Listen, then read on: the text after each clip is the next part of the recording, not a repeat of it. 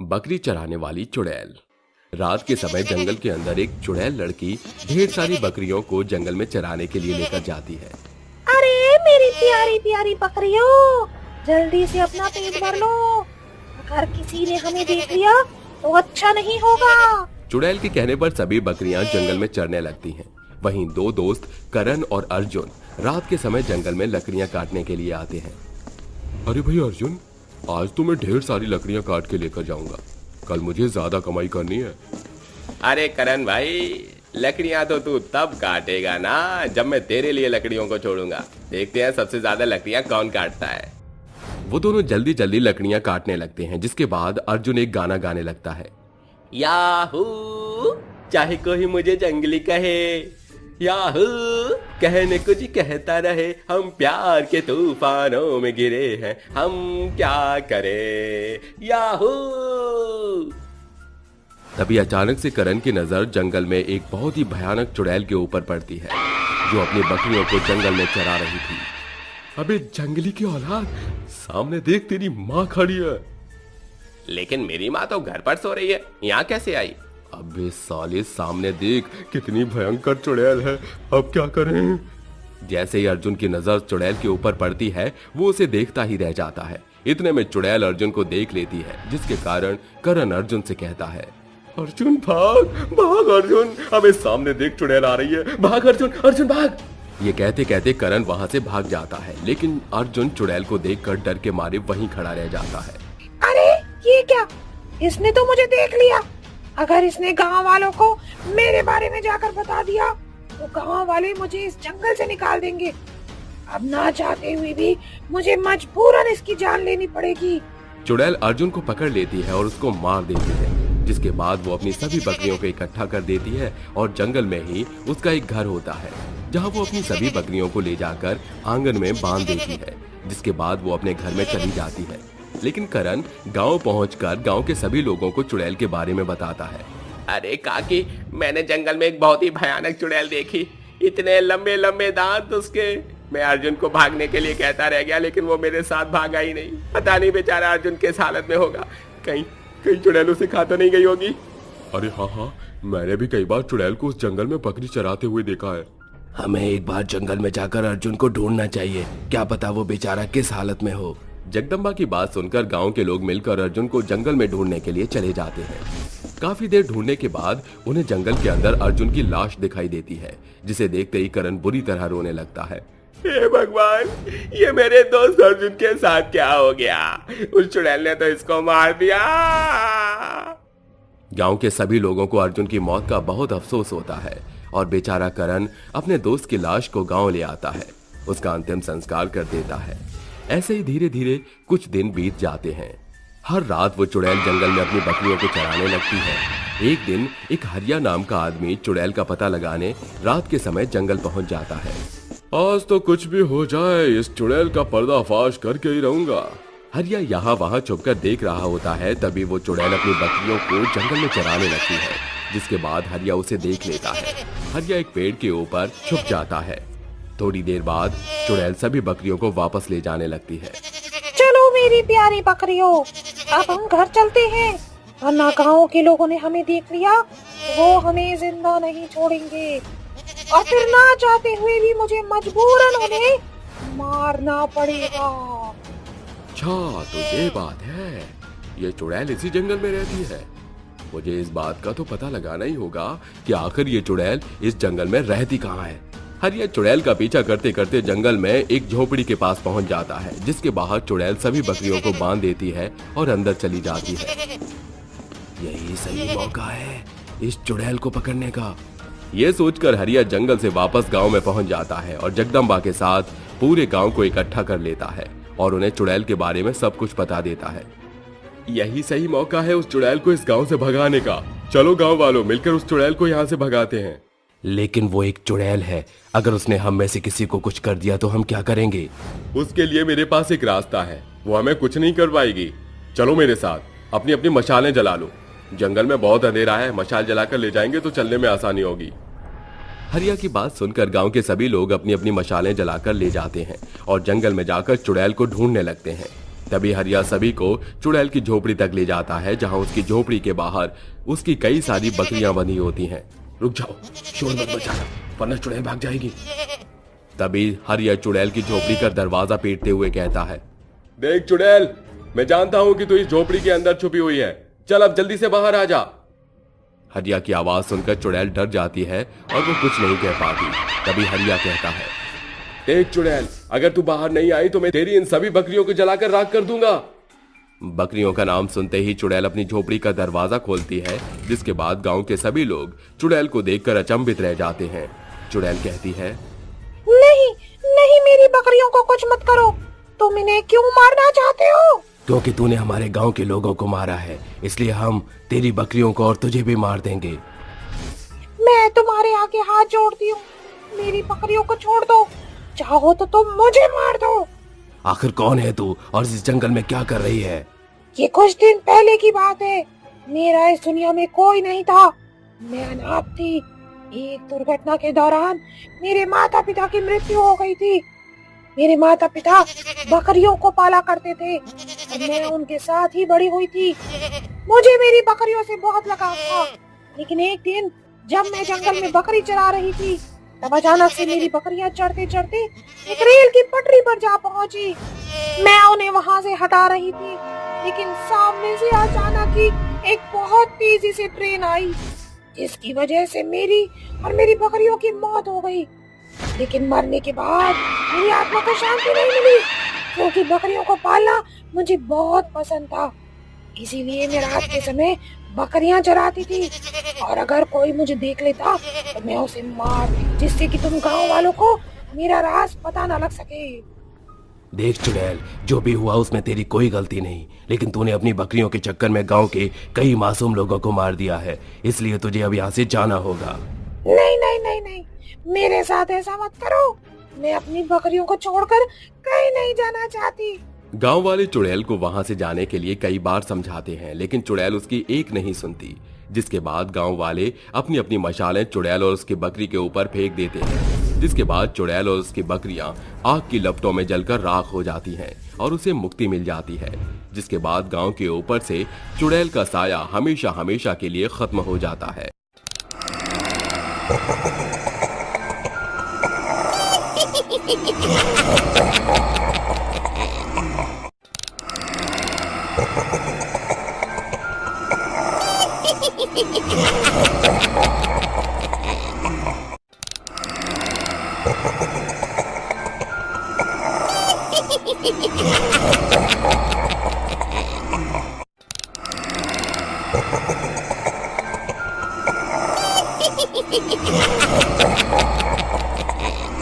ईद और चुड़ैल का भूतिया बकरा। सलीम रात के समय एक बकरे को अपनी दुकान के अंदर ले जा रहा होता है। चलो अब इसकी बारी आ गई, इसे काट कर कई पैसे कमा लूंगा मैं। ये कहकर सलीम अपना औजार निकालता है और उस बकरे को काटने ही वाला होता है कि इतने में एक अजीब आवाज आती है। रुक जाओ, ये क्या करने वाले थे तुम? अगर इस बकरे को जरा भी घर हो जाए तो तुम्हारा वो हाल होगा जो तुमने कभी सपने में भी नहीं सोचा होगा। इस भयानक आवाज को सुनकर सलीम अचानक से डर जाता है और उसके हाथ से उसके औजार भी नीचे गिर जाते हैं। कौन है यहाँ पर? सामने आओ, अगर हिम्मत है तो मेरे सामने आओ। तभी सलीम के सामने एक बहुत ही भयानक चुड़ैल अपने एक भूतिया बकरे के साथ प्रकट होती है और सलीम से कहती है, ये ले आ गई तेरी मौत तेरे सामने, अब बोल क्या करेगा तू? सलीम चुड़ैल को देखकर बहुत डर जाता है और घबराने लगता है, जिसके बाद वो अपने पजामे में ही सुसु कर देता है। चुड़ैल, हे भगवान, चुड़ैल कहाँ से आ गई? अरे कोई बचाओ, कोई मेरी मदद करो। कोई नहीं आएगा यहाँ तुझे बचाने। अब देख मैं तेरे साथ क्या करती हूँ। जो तुम लोग मासूम जानवरों के साथ करते हो, अब वही मैं तेरे साथ करूँगी। ये कहकर चुड़ैल उस मासूम बकरे को टेबल के ऊपर से उतार के नीचे रख देती है और सलीम को टेबल के ऊपर रखकर उसकी मुंडी और उसके हाथ पैर काट देती है। जिसके बाद सलीम तड़प तड़प के मर जाता है और चुड़ैल का बकरा सलीम को खा जाता है। लेकिन वहाँ से जाने से पहले चुड़ैल सलीम के खून से उसकी दीवार पर लिखती है, यहाँ मासूम जानवरों को मारना मना है। अगर किसी ने मासूम जानवरों को मारने की हिमाकत की तो मैं उसे नहीं छोड़ूंगी। ये लिखने के बाद चुड़ैल वहाँ से गायब हो जाती है। अगले दिन सुबह गांव के सभी लोग सलीम के खून से वो सब लिखा हुआ देख डर के मारे थर थर कांपने लगते हैं। या अल्लाह, कितनी बेरहमी से सलीम को मारा गया है। कोई इतना निर्दयी कैसे हो सकता है? भाईजान, जिसने भी ये किया है बहुत सोच समझ कर किया है। या तो किसी ने अपना बदला लिया है या फिर कोई दुश्मनी। अल्लाह रहम करे और किसी को इतनी दर्दनाक मौत ना दे। जरा ये देखो तो, इसके ऊपर क्या लिखा है? अगर हम में से किसी ने भी किसी मासूम जानवर की बलि चढ़ाई तो वो हमें नहीं छोड़ेगा। ये सब तो बेकार की बात है। हम अपना धंधा कैसे छोड़ सकते हैं? चलो गांव वालों, अपने धंधे पर लग जाओ। अख्तर की बात सुनकर गांव के सभी लोग अपने अपने कामों पर लग जाते हैं, जिसके बाद पूरे दिन गांव में कसाई बकरियों को हलाल करते रहते हैं। ऐसे ही धीरे धीरे दिन बीत जाता है और रात होने लगती है। रात के समय चुड़ैल दोबारा से गांव में प्रकट होती है और सीधा अख्तर के घर पहुंच जाती है। मासूम जानवरों की जान देकर इन्हें बहुत मजा आता है ना। जैसे जालिमों को तो खुदा इस दुनिया से उठा ही ले तो अच्छा है, लेकिन कोई नहीं, खुदा का ये काम मैं खुद कर लूंगी। चुड़ैल अख्तर के कमरे में जाती है और उसे सोता हुआ देखती है, जिसके बाद चुड़ैल एक बहुत ही खतरनाक खंजर से अख्तर की जान ले लेती है और उस चुड़ैल का भूतिया बकरा अख्तर को खा जाता है। तभी ये सब गांव का एक मासूम बच्चा रहीम देख लेता है, लेकिन चुड़ैल का उसके ऊपर कोई ध्यान नहीं जाता और चुड़ैल फिर से जो उसने सलीम की मौत पर उसकी दीवार पर लिखा था वही वो अख्तर की दीवार पर भी लिख देती है, जिसे देखकर अगले दिन गांव में पूरी तरह उसका खौफ फैल जाता है। गांव के सभी लोग ये देखकर आपस में बात कर ही रहे होते हैं। इतने में रहीम रोते हुए सबके पास आता है और सबसे कहता है, मैंने उसे देखा है। मैंने उसे रात को देखा था। वो कोई इंसान नहीं है, वो तो एक बहुत ही भयानक चुड़ैल है जो हमारे गांव के लोगों को मारती जा रही है। रहीम की बात सुनने के बाद गांव के सभी लोग बहुत परेशान हो जाते हैं और उन्हें कुछ भी समझ नहीं आता, जिसके बाद गांव के सभी लोग इकट्ठा होकर गांव के एक पीर बाबा वाले मौलवी के पास जाते हैं। बाबा, हमारी मदद करो, हमारी मदद करो बाबा। हमारे गांव में एक चुड़ैल का साया है और वो हमें बकरे की बलि चढ़ाने से रोक रही है। लेकिन वो ऐसा क्यों कर रही है? क्या तुम लोगों ने किसी को सताया था? बाबा, हम खुदा से डरते हैं, हम किसी को क्यों सताएंगे? मौलवी बाबा गांव वालों की मदद करने के लिए तैयार हो जाते हैं, जिसके बाद मौलवी बाबा अंधेरी रात में गांव पहुंच जाते हैं और चुड़ैल को बुलाने के लिए अपने मन में दुआ पढ़ते हैं, जिससे चुड़ैल तड़पने लगती है और मौलवी के पास अपने भूतिया बकरे के साथ पहुंच जाती है। मौलवी, तूने मुझे यहाँ क्यों बुलाया? अपने मन से ये दुआ पढ़नी बंद कर, मुझे इससे बहुत तकलीफ हो रही है। कर दूंगा बंद, लेकिन मुझे पहले तो ये बता कि आखिर तू इन गांव वालों को क्यों परेशान कर रही है और गांव के लोगों को क्यों मार रही है, और तेरा उस पैगाम का क्या मतलब, क्या था वो? मैं तुझे क्यों बताऊं? तू होता कौन है मुझसे ये सब पूछने वाला? देख चुड़ैल, सीधी तरह पूछ रहा हूँ, बता दे, वरना अंजाम बुरा हो सकता है। मौलवी के पूछने पर भी चुड़ैल उसे कुछ नहीं बताती, जिसके बाद मौलवी अपने मन में कलमा पढ़ने लगता है, जिससे चुड़ैल तड़पने लगती है और अपनी कहानी बताने लगती है। ये कुछ समय पहले की बात है। बचपन में मेरे अब्बू ने मेरे लिए एक बकरा लाकर दिया था। मैं उसके साथ हमेशा रहा करती थी। वो एक केवल बकरा नहीं, मेरा दोस्त था। मेरे बकरे के साथ लगाव देखकर अब्बू ने उस बकरे को मेरे हवाले छोड़ दिया। जैसे जैसे मैं बड़ी हुई, मेरे अब्बू और अम्मी एक दुर्घटना के दौरान चल बसे। मेरा इस दुनिया में मेरे बकरे के अलावा और कोई नहीं था। मेरा बकरा बहुत ही हट्टा कट्टा था और गांव के सभी कसाईयों की नज़र उसके ऊपर थी। सलीम अक्सर मेरे बकरे पर नज़र रखा करता था और एक रात के समय चुपके से उसने पैसों के लालच में आकर मेरे बकरे को मेरे घर से चुरा लिया। आधी रात में जब मेरी नींद खुली तो मैंने अपने बकरे को उसकी जगह से गायब पाया। इसके बाद मैं उसे ढूंढते हुए सलीम के घर पहुंच गई। मेरे पहुंचते ही उसने मेरे बकरे की बलि चढ़ा दी। उसकी ये हालत देखकर मुझसे रहा नहीं गया और मैं उसके पास जाने लगी, लेकिन रहीम ने मुझे देख लिया और डर के मारे उसने मुझे भी मार दिया। मरने के बाद मेरी रूह और मेरे बकरे की रूह को शांति नहीं मिली, जिसके बाद हमने गांव के कसाईयों को मारना शुरू कर दिया। देख चुड़ैल, खुदा ना खास्ता कभी किसी के साथ ऐसा हो, मैं मानता हूँ तेरे साथ बहुत बुरा हुआ। अल्लाह सब देख रहा है, उस पर छोड़ दे। मैं तुझे यहाँ से रिहाई दिला देता हूँ। यहाँ से चली जाओ और स्वर्ग में चैन से रहे। अल्लाह बुरे लोगों को उनके कर्मों की सजा जरूर देगा। नहीं, मैं कहीं नहीं जाऊंगी। मैं किसी भी मासूम जानवर की बलि चढ़ने नहीं दूंगी। मौलवी बाबा चुड़ैल को कई बार समझाते हैं, लेकिन इतना समझाने के बाद भी चुड़ैल उनकी एक नहीं सुनती, जिसके बाद न चाहते हुए भी मौलवी बाबा को दरूद शरीफ पढ़ना पड़ता है, जिसके बाद चुड़ैल बहुत ज्यादा कमजोर हो जाती है। तभी मौलवी अपनी जेब से एक खाली शीशी की बोतल निकालते हैं और उसका ढक्कन खोलकर चुड़ैल और भूतिया बकरे को उसके अंदर कैद कर लेते हैं और वहां से चुड़ैल और भूतिया बकरे को अपने साथ ले जाते हैं, जिसके बाद गांव के ऊपर से चुड़ैल का साया हमेशा के लिए चला जाता है।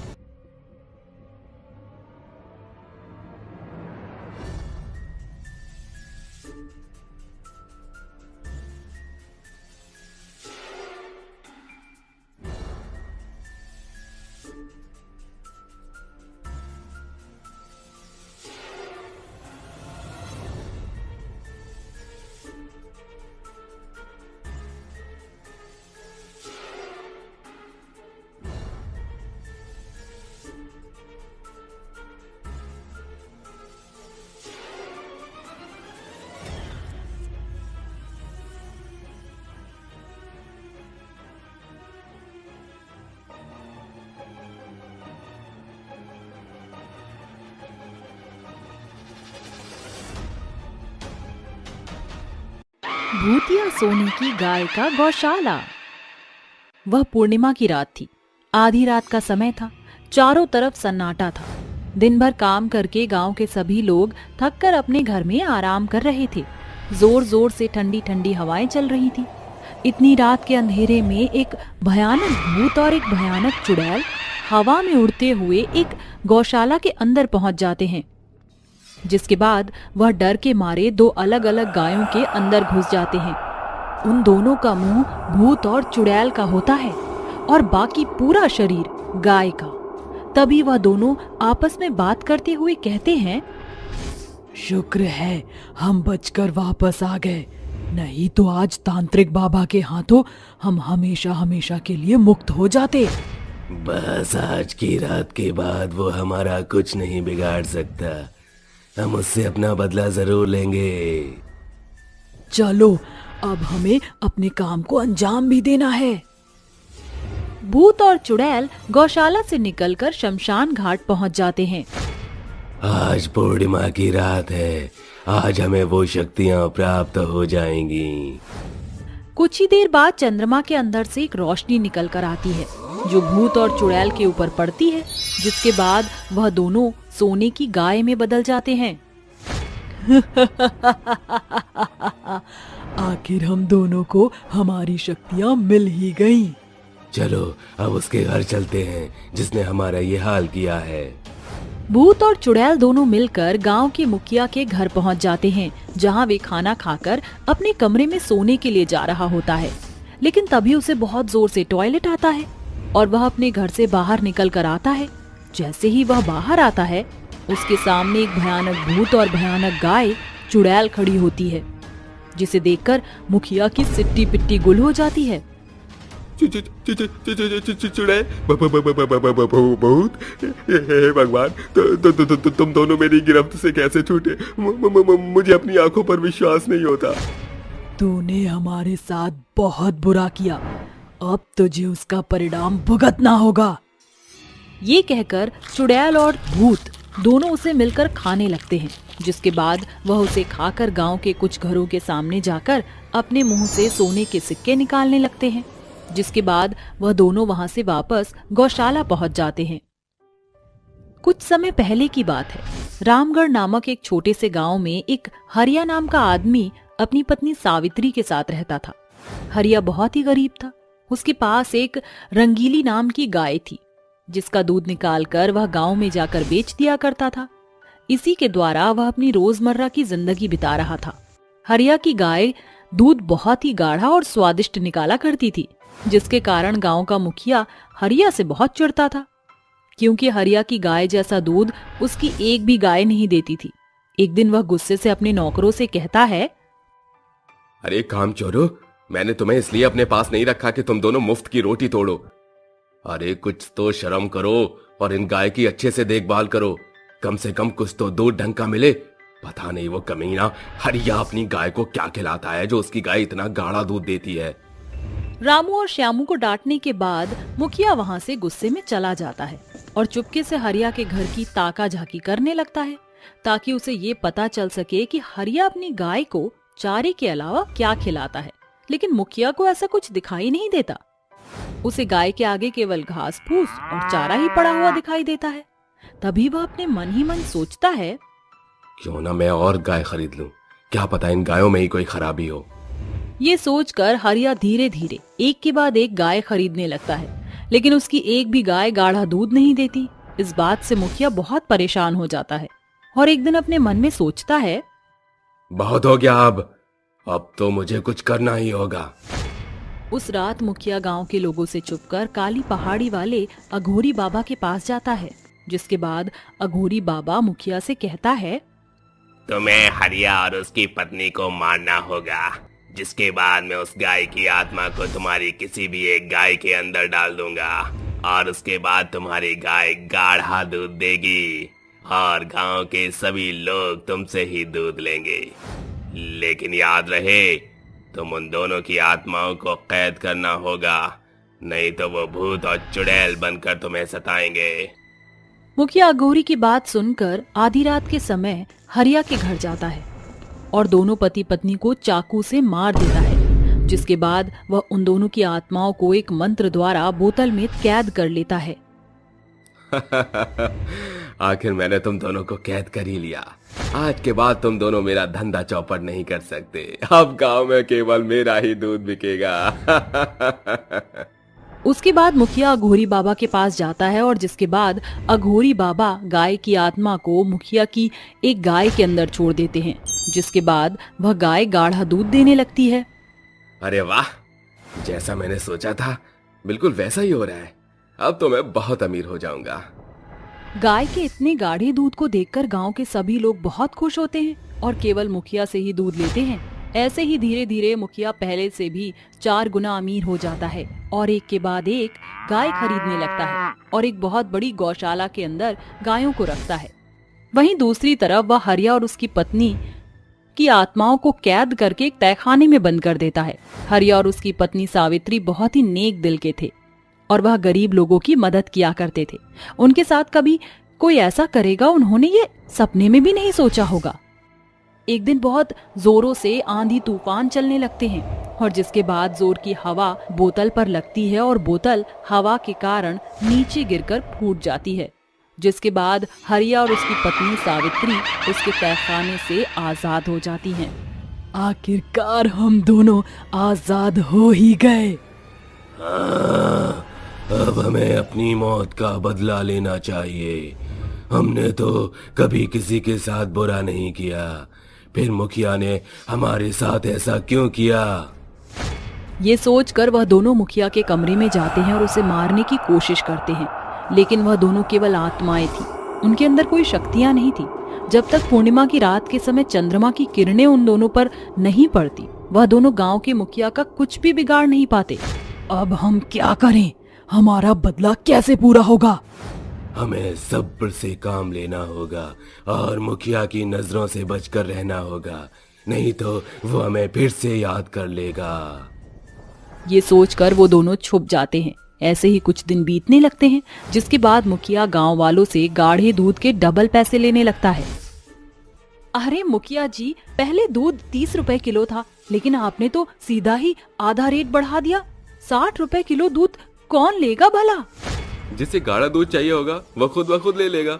अब जल्दी से साइड हट जाओ, लाइन में बहुत लोग खड़े हैं। गांव का मुखिया गांव वालों पर अत्याचार करने लगता है और धीरे धीरे वह लोगों को बहुत गरीब कर देता है और उनकी जमीन जायदाद भी उनसे खरीद लेता है। ये सब हरिया और उसकी पत्नी सावित्री से बिल्कुल नहीं देखा जाता, लेकिन वह दोनों कुछ नहीं कर पाते, जिस बात का उन्हें बहुत अफसोस था। एक दिन बाद पूर्णिमा की रात आने ही वाली होती है, लेकिन उससे एक दिन पहले गांव का मुखिया अपने तहखाने में जाकर हरिया और सावित्री की आत्मा को देखने के लिए जाता है, जिसके बाद उसे तहखाने के अंदर धरी हुई शीशे की बोतल नीचे फूटी हुई दिखाई देती है। हे भगवान, ये क्या हो गया? वो दोनों यहाँ से भाग गए। अब मैं क्या करूं, कहीं वो दोनों मुझे कुछ कर ना दे। ये सोचकर गांव का मुखिया काली पहाड़ी वाले अघोरी बाबा के पास जाता है, जिसके बाद अघोरी बाबा इन दोनों की आत्माओं को ढूंढने के लिए गांव के अंदर आ जाता है। लेकिन उसे उन दोनों की आत्मा कहीं नहीं मिलती, क्योंकि वो दोनों मुखिया के ही गौशाला के अंदर उसी की 2 गायों के अंदर छुप जाते हैं। अगले दिन जैसे ही पूर्णिमा की रात आती है, वह दोनों चंद्रमा के सामने खड़े हो जाते हैं, जिसके बाद उन दोनों के ऊपर चंद्रमा की किरणें पड़ती हैं और वह शक्तिशाली हो जाते हैं। लेकिन इसके साथ साथ भगवान उन्हें एक वरदान देते हैं। तुम दोनों बहुत ही साफ दिल के हो।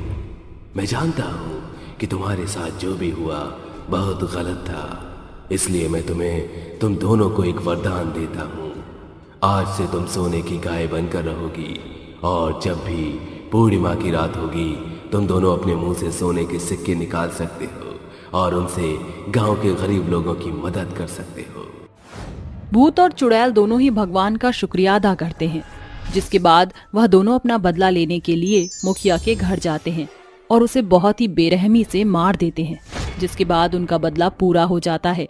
अब वह दोनों पूर्णिमा की रात वाले दिन गांव के हर एक गरीब के घर के बाहर अपने मुंह से सोने के सिक्के निकालकर धर देते हैं, जिसके बाद गांव के गरीब लोग सुबह जब अपने घर के आगे सोने के सिक्के देखते हैं तो वो बहुत ही खुश होते हैं। ऐसे ही भूत और चुड़ैल उस दिन के बाद से गांव के लोगों की मदद करना शुरू कर देते हैं। गोबर चुराने वाली चुड़ैल। शाम के 8 बजे महेश गाय के तबेले में अपनी गाय को चारा डालते हुए बोलता है, ओ मेरी प्यारी धन्नो, जैसे मैं तुझे इतना सारा चारा खिलाता हूँ, उसी तरह तू मुझे ढेर सारा दूध और गोबर दिया कर, जिसे बेचकर मैं तेरी जैसी और भी 2-3 गाय खरीद सकूं। चल अब मैं भी चलता हूँ खाना खाने। इतना बोलकर महेश अपने घर जाता है और खाना खाकर सो जाता है।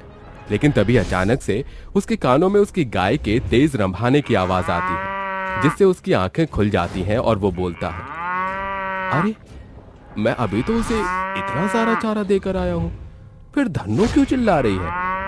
तो वो किसी मुसीबत में तो नहीं? चलकर देखता हूँ। जिसके बाद महेश तबेले में जाकर आसपास देखने लगता है, लेकिन उसे वहां कोई नजर नहीं आता और महेश वहां से जाने लगता है।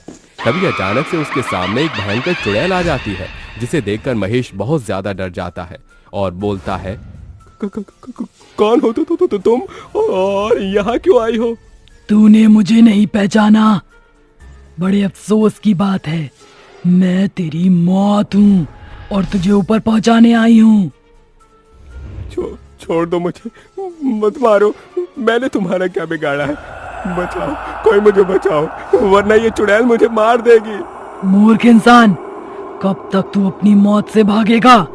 आज तेरा मरना निश्चित है, मरने के लिए तैयार हो जा। इतना बोलकर चुड़ैल महेश का गला अपने हाथों से दबाकर उसे मार देती है, जिसके बाद चुड़ैल महेश की गाय का सारा गोबर चुराकर वहां से चली जाती है। इस हादसे को कुछ दिन बीत जाते हैं। ऐसे ही एक रात की बात है। उस रात जगदीश खाना खाकर आंगन में टहलते हुए अपनी पत्नी सावित्री को आवाज देते हुए बोलता है, सुनो सावित्री, मैं तबेले में जा रहा हूँ गाय को चारा डालने, थोड़ी देर में लौट आऊंगा। ठीक है, जल्दी आइएगा। जिसके बाद जगदीश घर से बाहर निकलता है। उसका तबेला घर के बगल में ही था और जगदीश तबेले के अंदर घुसता है और वो देखता है कि उसकी गाय का गोबर एक घूंघट में बैठी औरत उठा रही है, जिसे देखकर वो बोलता है, कौन हो तुम और यहाँ पर मेरे इस तबेले में क्या कर रही हो? और तुम मेरी गाय का गोबर क्यों चुरा रही हो? जवाब दो मुझे। तभी चुड़ैल खड़ी होती है और अपना घूंघट हटाते हुए बोलती है, जवाब चाहिए तुझे? तो सुन, मैं तेरी मौत हूँ और तुझे मारने के लिए यहाँ आई हूँ। अपने सामने चुड़ैल को देख जगदीश डर से थर-थर कांपने लगता है और उससे अपनी जान की भीख मांगते हुए बोलता है, मत मारो मुझे, भगवान के लिए मेरी जान बख्श दो, छोड़ दो मुझे। नहीं, मैं तुझे नहीं छोड़ूंगी, तुझे मरना ही होगा। बचाओ, बचाओ मुझे। उसकी चीख सुनकर सावित्री भी दौड़ी दौड़ी तबेले में आती है, लेकिन तभी चुड़ैल जगदीश का गला दबाकर उसे मार देती है और चुड़ैल बोलती है, तो तू भी आ गई मरने के लिए? कोई बात नहीं, मैं तेरी इस अधूरी ख्वाहिश को अभी पूरी कर देती हूँ। मुझे छोड़ दो, मत मारो मुझे। लेकिन चुड़ैल सावित्री की जरा भी बात नहीं सुनती और उसे भी मारकर उनकी गाय का सारा गोबर चुराकर वहां से चली जाती है। ऐसे ही हर रात चुड़ैल गांव में आकर अपना शिकार करती और गोबर चुराकर भाग जाया करती थी। अचानक से गांव में लोगों की मौत होती देख पूरे गांव में दहशत का माहौल फैल जाता है। लेकिन एक दिन इस विषय पर गांव के कुछ लोग बात करते हैं। कुछ पता नहीं चल रहा कि गांव के लोगों को कौन मार रहा है। पुलिस वाले भी छानबीन करके थक गए हैं।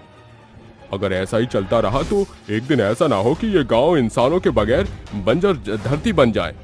देखो भैया, आज के टाइम में तो कोई भी भूत प्रेत पर यकीन नहीं करता, लेकिन मुझे ऐसा लगता है कि हमारे गांव में किसी बुरी शक्ति ने अपना बसेरा कर लिया है और वही लोगों को मार रहा है। अगर तुम सभी कहो तो मैं एक तांत्रिक बाबा को जानता हूँ जहाँ मैं तुम सभी को लेकर जा सकता हूँ और वो हमें इस मुसीबत से बचा सकते हैं। अगर ऐसा है तो हम सभी इसी वक्त तुम्हारे साथ तांत्रिक बाबा के पास जाने के लिए तैयार हैं। जिसके बाद वो सभी तांत्रिक बाबा के पास जाते हैं और शंकर तांत्रिक बाबा से बोलता है, प्रणाम बाबा, हमारी मदद करिए। अचानक से हमारे गांव में मौत का तांडव शुरू हो गया है। लोग अपने आप ही मरते जा रहे हैं। अब आप हमें बचा सकते हैं, हमारी रक्षा करिए। तुम लोग घबराओ मत, मैं शीघ्र ही अपने इंद्रिय शक्ति से पता करता हूँ कि वो कौन है जो गांव में आतंक फैला रहा है।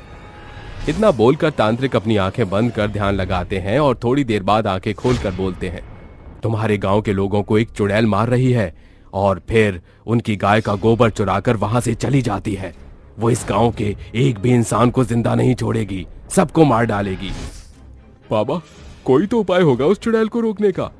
उपाय ये है कि हमें यज्ञ करके उस चुड़ैल को यहाँ बुलाकर उससे पूछना होगा कि आखिर क्यों वो लोगों को मार रही है। जिसके बाद बाबा यज्ञ जलाकर मंत्र पढ़ते हुए पूजा आरंभ करते हैं। मंत्रों की आवाज सुनकर चुड़ैल वहां आती है और बोलती है, बता तांत्रिक, तूने मुझे यहाँ क्यों बुलाया है? क्या तू जानता नहीं कि मैं इंसानों के लिए काल हूँ, उनकी मौत का फरिश्ता हूँ? क्यों तू लोगों को मार रही है? आखिर क्या बिगाड़ा है इन्होंने तेरा? तुझे क्या लगता है तू मुझसे पूछेगा और मैं तुझे सब बता दूंगी? कभी नहीं मूर्ख तांत्रिक, तू मेरी शक्तियों को नहीं जानता, मैं तुझे मार डालूंगी। बहुत गुरूर है ना तुझे अपनी शक्तियों पर। रुक, मैं तेरे इस गुरूर को इसी वक्त चकनाचूर करता हूँ। इतना बोलकर बाबा चुड़ैल के ऊपर अभिमंत्रित भभूति फेंक देते हैं, जिससे चुड़ैल चलने लगती है और बोलती है, रुक तांत्रिक, मैं तुझे सब बताती हूँ। ये कहानी मुकुंदपुर गांव की है, जहां हरियाली से भरपूर सुंदर सुंदर खेत, जगमगाते हुए तालाब थे। दिन में ये जगह किसी स्वर्ग से कम नहीं लगती थी। इसी गांव में सुनीता अपने पति मोहन के साथ रहा करती थी और वो बहुत गरीब थे। उनके पास 2 गाय थी, जिनका दूध और गोबर बेचकर वो अपने घर का गुजारा किया करते थे, जिससे धीरे धीरे वो अमीर बन गए थे। ऐसे ही एक दिन मोहन दूध बेचने शहर जाते हुए अपनी पत्नी से बोलता है, मैं शाम तक घर आ जाऊंगा। ठीक है जी, अच्छे से जाना। जिसके बाद सुनीता गाय के गोबर से उपले बनाने लगती है। वहीं दूसरी तरफ इनका पड़ोसी भीमा उनकी तरक्की से खूब जलता था और बोलता है, पहले तो इनके पास रहने को घर नहीं, खाने को 2 वक्त की रोटी नहीं थी, पर अब देखो इनके पास सब कुछ है और वो ऐशो आराम की चीजें। लेकिन कोई बात नहीं, मैं उनसे वो सब कुछ छीन लूंगा। इतना बोलकर भीमा उनके घर जाता है और उनकी दोनों गाय के पेट में चाकू भोंककर उन्हें मार देता है। तभी सुनीता वहां पर आ जाती है और उससे बोलती है, ये क्या किया तुमने भीमा? क्यों मासूम जानवरों को मार डाला? इन्हीं के दूध और गोबर की वजह से तुम लोग अमीर हो रहे थे ना, इसलिए मैंने इन्हें मार दिया और अब तुम भी मरोगी। जिसके बाद भीमा सुनीता को भी चाकू से गला काटकर मार देता है और वहीं छुपकर मोहन के आने का इंतजार करता है। तभी मोहन घर आता है और भीमा उसे भी मार देता है। और उसी वक्त मैंने कसम खाई थी कि मैं लोगों को मारूंगी। जिसके बाद मैंने इन लोगों के गाय के गोबर को चुराना शुरू किया और जब ये गाय को देखने आते, मैं उन लोगों को मौत के घाट उतार देती थी। मैं मानता हूँ तेरे साथ गलत हुआ, पर तूने अपने कातिलों को मारकर अपने परिवार का मौत का बदला ले लिया है। अब तू यहाँ से चली जा। नहीं जाऊंगी, मैं इस पूरे गांव को शमशान बना दूंगी। तो फिर तू ऐसे नहीं मानेगी, तुझे सबक सिखाना ही पड़ेगा। इतना बोलकर तांत्रिक बाबा चुड़ैल के ऊपर पवित्र गंगा जल छिड़क देते हैं, जिससे चुड़ैल वहीं जलकर भस्म हो जाती है और गांव चुड़ैल के आतंक से मुक्त हो जाता है। शराबी पति और चुड़ैल पत्नी। रात का समय था, चारों तरफ घना अंधेरा था। तभी इतनी रात के सन्नाटे में एक बहुत ही भयानक चुड़ैल गांव की तरफ बढ़ती आ रही थी। कहाँ गए गांव के सभी लोग? कोई दिखाई नहीं दे रहा है। अरे कहाँ मर गए? कहीं भी चले जाओ, मैं अपने शिकार को ढूंढ लूंगी। कहीं ना कहीं तो मुझे मिल ही जाएगा। तभी चुड़ैल ऐसा कहते हुए एक शराब के ठेके पर पहुंच जाती है, जहां पर कई सारे शराबी नशे की हालत में धुत वहां से यहाँ घूम रहे होते हैं। आखिरकार मुझे मेरा शिकार मिल ही गया। यही वो लोग हैं जो 25 का संतरा पीकर 100 का ड्रामा करते हैं। आज मैं इन लोगों को नहीं छोड़ूंगी। तभी चुड़ैल उन सभी लोगों के पास पहुंचती है और उन्हें एक एक करके मारने लगती है। नहीं छोड़ूंगी, अरे किसी को भी नहीं छोड़ूंगी। तुम सब ने हम लोगों की जिंदगी बर्बाद कर रखी है। तुम्हें इस दुनिया में जीने का कोई हक नहीं। तभी एक शराबी नशे की हालत में कहता है, अरे चुड़ैल, तू यहाँ कहाँ से आ गई? अरे यहाँ क्या तू 25 का पौवा पीने आई है? अरे आजा चुड़ैल, तुझे हमारी महफिल में नचनिया बनाऊंगा। तू मुझे नचनिया बनाएगा? अब देख मैं तेरा कैसे 25 का संतरा बाहर निकालती हूँ। ये कहकर चुड़ैल उस शराबी के टुकड़े टुकड़े करके खा जाती है। गांव के अंदर शराबियों की लाशें देखकर गांव के लोग आपस में बात करने लगते हैं। अरे गांव वालों देखो, वो किसी को भी नहीं छोड़ रही है, वो हमें ऐसे करके मार देगी। अगर तुम लोगों को अपनी जान की सलामती चाहिए तो यहाँ से अपना बोरिया बिस्तर उठाओ और चलते बनो, और नहीं तो शराब पीना हमेशा के लिए छोड़ दो। अरे भाई, ये हमारी पुश्तैनी जमीन है, हम इसे छोड़कर कहाँ जाएंगे? अरे तू तो जानता ही है हमारा पूरा गांव शराबियों से ही भरा हुआ है। 25 का संतरा तो भाई कोई नहीं छोड़ेगा। अरे सही कहा तुम लोगों ने, अगर शराब छोड़ दो तो वो चुड़ैल इस गांव में कभी नहीं आएगी। अरे तुम लोग मेरी बात मानने को तैयार ही नहीं हो। लगता है तुम सबका 25 का पौवा पीकर दिमाग खराब हो गया है। अगर तुम लोगों को अपने परिवार की जरा भी फिक्र नहीं है तो इस गांव में अपनी मौत का इंतजार करो। मैं तो अपने परिवार को लेकर यहाँ से शहर जा रहा हूँ। ऐसा कहकर गोवर्धन वहां से चला जाता है। गांव वाले बहुत ही ज्यादा ढीठ होते हैं, इसलिए वो अपना गांव को छोड़कर और शराब को छोड़कर कहीं नहीं जाते। ऐसे ही धीरे धीरे रात हो जाती है, जिसके बाद रात को एक घर में प्रवीण नाम का आदमी अपनी पत्नी करीना को शराब के नशे में मार रहा होता है। अरे कल मुही करम चली नाश पीटी कहीं की। अब तुझसे बोल रहा हूँ कि मुझे पैसे दे दे, तो तुझे मेरी बात समझ नहीं आती? जल्दी से मुझे पैसे निकाल कर दे, वरना तेरा वो हाल करूंगा जो तूने कभी सपने में भी नहीं सोचा होगा। ऐसा मत करो, मुझ पर थोड़ा सा रहम करो।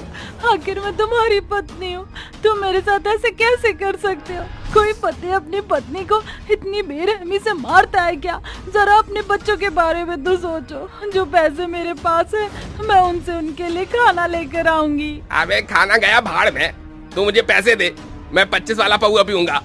मेरे शरीर में करंट दौड़ रहा है, जब तक अंदर जाएगी नहीं तब तक करंट बंद नहीं होगा। मुझे पता है तू ऐसे नहीं मानेंगे, मैं तुझे अभी बताता हूँ।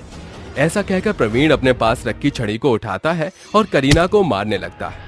करीना दर्द से बहुत बुरी तरह तड़पने लगती है कि तभी वहाँ चुड़ैल प्रकट होती है। आखिर तेरी हिम्मत कैसे हुई इसे हाथ लगाने की? तुम शराबी शराब पीकर औरतों के ऊपर हाथ उठाते हो? क्या तुम्हारी आंखों के अंदर सुअर का बाल है?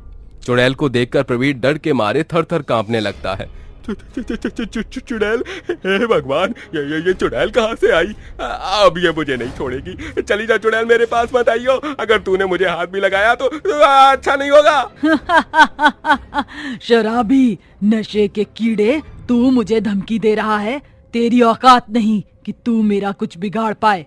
अब देखना तेरा क्या हाल करती हूँ। ऐसा कहकर चुड़ैल प्रवीण को मारकर उसके हाथ पैर खा जाती है, जिसके बाद तभी अचानक से करीना हिम्मत करके चुड़ैल से पूछती है, अगर बुरा ना मानो तो मैं तुमसे एक बात पूछना चाहती हूँ। आखिर तुम इस गांव के शराबी लोगों को ही क्यों मारती हो? तुम्हारी इन शराबी लोगों से क्या दुश्मनी है? करीना के इतना पूछते ही चुड़ैल की आंखों में आंसू आ जाते हैं, जिसके बाद चुड़ैल करीना को बताती है, मैंने आज तक कई औरतों की मदद की, लेकिन किसी ने कभी मुझसे मेरी कहानी नहीं पूछी। लेकिन आज अगर तुम मेरी कहानी मुझसे पूछ रही हो तो मैं तुम्हें जरूर बताऊंगी। मैं एक गरीब परिवार से थी।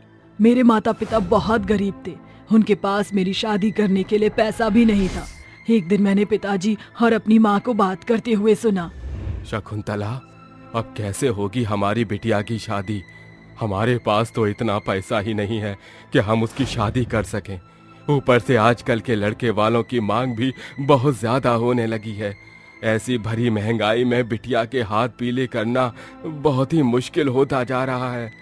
अजी आप चिंता क्यों करते हो, ऊपर वाला कोई ना कोई रास्ता तो निकालेगा ही।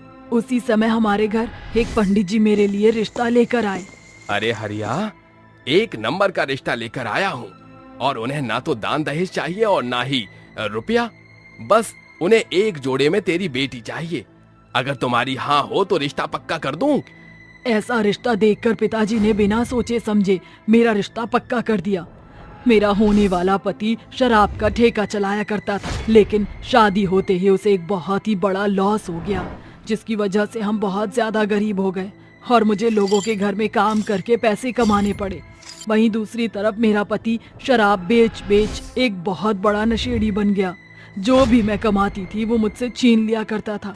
एक रात वह नशे की हालत में आया। अरे ओ निर्मला, कहाँ मर गई? अरे जिंदा भी आया मर गई? अरे जरा आज की कमाई तो बता कितनी हुई, जरा मुझे मेरी बाटली के पैसे तो दे। रोज रोज दारू पीकर घर में आ जाते हो, क्या थोड़ी बहुत भी शर्म नहीं है तुम्हारे अंदर? अरे कम से कम अपने बच्चों का ख्याल तो रखो। घर में एक दाना तक नहीं है और तुम्हें अपनी बाटली की पड़ी है। अरे जब बाप का कोई फर्ज अदा नहीं कर सकते तो क्यों ये बच्चे पैदा किए थे तुमने? अब मनूस कहीं की साली मुझसे जुबान चलाएगी। अरे रुक, तुझे मैं अभी बताता हूँ। मेरा मुंह कुछ ज्यादा ही खुल गया है, आज मैं तेरी बोलती हमेशा के लिए खत्म कर देता हूँ। इतना कहते ही मेरे पति ने मुझे मारना शुरू कर दिया और जब तक मारते मारते उसने मेरी जान नहीं ले ली तब तक उसने मुझे नहीं छोड़ा। मुझे मारकर मेरे पति ने मुझे जंगल में दफना दिया, जिसके बाद मैं एक भयानक चुड़ैल बन गई और इस गांव के हर एक शराबी से अपनी जान का बदला लेने लगी। तुम्हारे साथ जो हुआ वो बहुत गलत हुआ, लेकिन लोगों को मारने से कुछ नहीं होगा। अगर हम इस गांव के नशेड़ियों को पुलिस के हवाले करवाएं तो वो उन्हें नशा मुक्ति में डाल के उनकी शराब छुड़वा देंगे। इससे किसी भी औरत का घर खराब नहीं होगा। अरे वाह, तुमने तो बहुत अच्छा सुझाव दिया, लेकिन मैं एक चुड़ैल हूँ, मैं ये काम नहीं कर सकती। मेरी जगह अब तुम ये काम करोगी और तुम्हें मैं सपोर्ट करूंगी। चुड़ैल की बात सुनकर करीना अगले ही दिन जाकर पुलिस स्टेशन में कंप्लेन लिखा देती है और गांव के हर एक शराबी को नशा मुक्ति केंद्र में भर्ती करवा देती है, जिसके बाद गांव के सभी शराबी नॉर्मल हो जाते हैं और अपने परिवार को अच्छे से चलाने लगते हैं।